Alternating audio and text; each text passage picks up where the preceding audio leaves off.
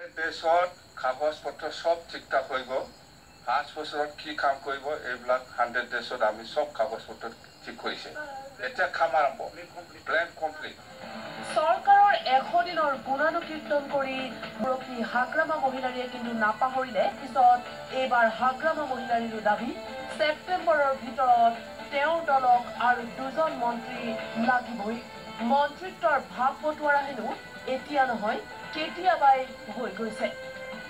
মন্ত্ৰী পাব এই ছেপ্টেম্বৰ মাহৰ ভিতৰত আমাৰ মন্ত্ৰী হ'ব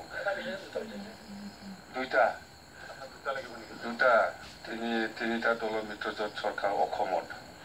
অৰ্থাৎ মন্ত্ৰী কোন দলে কিমান পাব নাপাব সেইটো আমাৰ ভাগ কৰা আছে মন্ত্ৰী দিয়ে কেতিয়া মন্ত্ৰী নিদিয়ে মুখ্যমন্ত্ৰী ডাঙৰীয়াই যিহেতু এতিয়া 11জনীয়া মন্ত্ৰিত্ব লৈ চৰকাৰখন চলাইছে তেখেতে বৰ বেছি যদি অসুবিধা অনুভৱ কৰা নাই তেনেহ'লে মন্ত্ৰিত্ব দিব লাগে নে নালাগে সেই কথাটো আমি দাবী কৰাটো উচিত নহয় মই ভাবোঁ মুখ্যমন্ত্ৰী সম্পূৰ্ণ এটা নিজস্ব ডিজাইনৰ ওপৰত চৰকাৰখন আগবঢ়াব দিছে আৰু তাত আমি কোনোৱে ডিষ্টাৰ্ব কৰাটো উচিত নহয় সেয়েহে আপোনাৰ ৰেলৰ কাৰ্ভৰ নিচিনা কাৰ্ভ ল'ব লাগিব 90 ডিগ্ৰীত যদি আপুনি টাৰ্ণিং লয় লুটি খাই পৰা বহুত চান্স আছে